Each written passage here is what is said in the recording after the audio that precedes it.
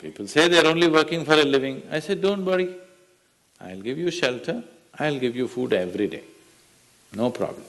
All you have to do is, I want to see tears of blissfulness every day.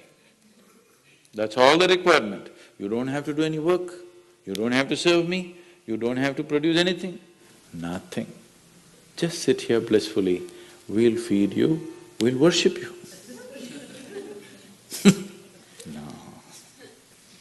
So the problem is not in your work, the problem is not in your life, the problem is not in the world that you live, the problem is just that you have not done the necessary things for this one to flow through this effortlessly, beautifully. The necessary work has not been done and we're just hoping it'll happen by accident. It doesn't happen by accident. Lot of people in the world think United States of America is heaven. But people who live here don't think so at all. Isn't it so? Isn't it?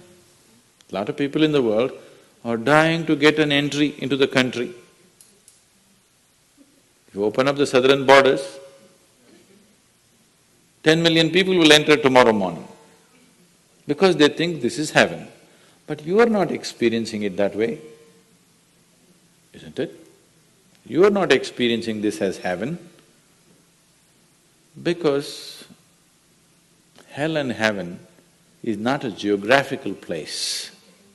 Hell and heaven is what you make out of yourself, isn't it? Too much talk about heaven has been going on because there are too many people who made a hell out of themselves. If you had made a heaven out of yourself, would you talk about going to heaven? If you sit here and you're feeling ecstatic right now, would you aspire to go to heaven, I'm asking? Once it happened, early 20th century, an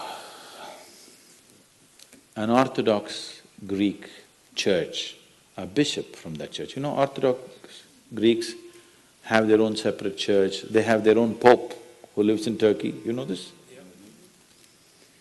So a bishop from this order had heard so much about Indian mysticism and he wanted to go to India, but he never got around to make it because he had to serve the cloth that he wore.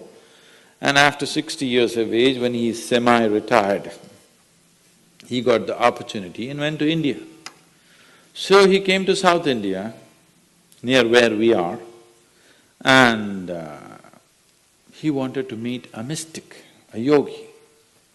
So somebody said, go up this mountain, near a cave, there is a yogi sitting, you can go. So our man went, plodded up the mountain, halfway up and went. In front of a cave, an old man with a gentle smile upon his face was just sitting with his eyes closed. So the bishop went and prostrated. He cannot do it, he is not made for that. But they had told him, if you go to India, you have to crawl. He prostrated like this and with all his four limbs he got up. The yogi looked at him with amusement. Obviously he has never prostrated anywhere before. And he smiled. Then the bishop said, I am like this, I am a bishop. I have served in the church for so long, but I have a few questions, can you answer? The yogi smiled and said, yes, please, whatever the question. Then the bishop asked, what is life? At the age of 60. What is life? So the yogi closed his eyes, became very blissful and said, life is like the fragrance of a jasmine on the spring breeze. And tears of blissfulness flowed out of his eyes as he was saying this. Then the bishop said, no, no, no. Our Pope has told us Life is like a thorn and we must renounce it. And even symbolically, Jesus himself wore a crown of thorns. So, how come you say this? Our Pope says otherwise. The yogi looked at him, smiled and said, well, that's his life.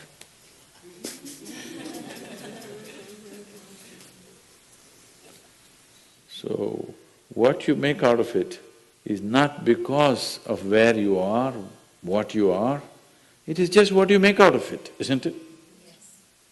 So, have you created the necessary mechanism? Have you created the necessary system? Have you created the necessary ingredients within you to make this like the fragrance of jasmine on a spring breeze and not a thorn? If it's a thorn, we must pluck the damn thing out, isn't it? Isn't it so?